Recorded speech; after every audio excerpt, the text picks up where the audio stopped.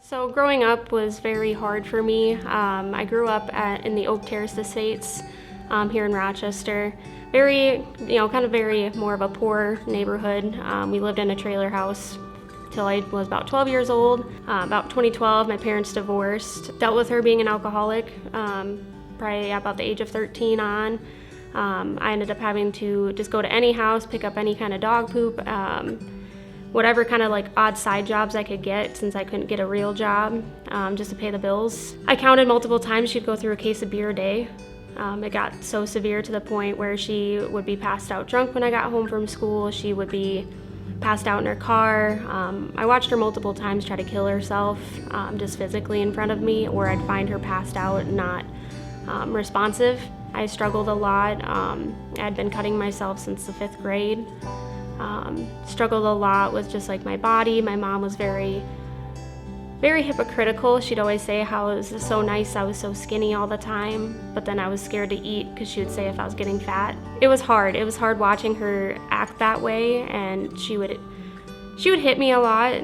There was one time I can remember, she even handed me a knife and told me to quit being a pussy and just kill myself because she saw the cuts on myself. I think the biggest things that drove me from trying to get myself out of that place was I was tired of living that life. I was tired of watching someone just kind of waste away their life. As much as I hated it, and I think that it made me a stronger person, I just don't like seeing other people go through it.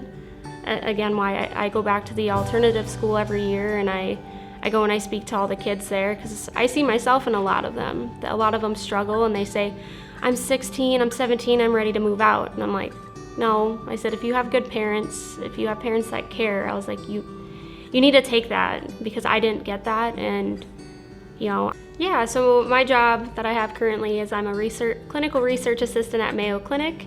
I've been there since about March of this year, and I also serve at the Red Cow restaurant.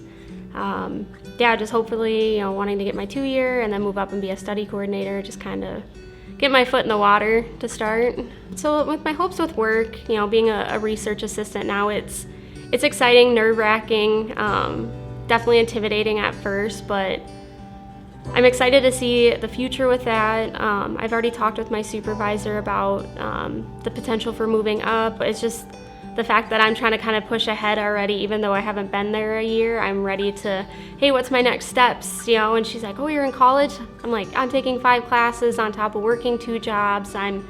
What more can I do? And just having the chance for like the scholarship's just crazy for me, just to have a little less stress, and the fact that people actually see something in me that I necessarily don't. Again, one of those things that it's just another future growth for me to possibly go into research for like psychology and stuff on that aspect is something that I think I'm getting more passionate about. It's like the successes and stuff. Like, I don't know, I think it's crazy. I bought a house 2.5 years ago.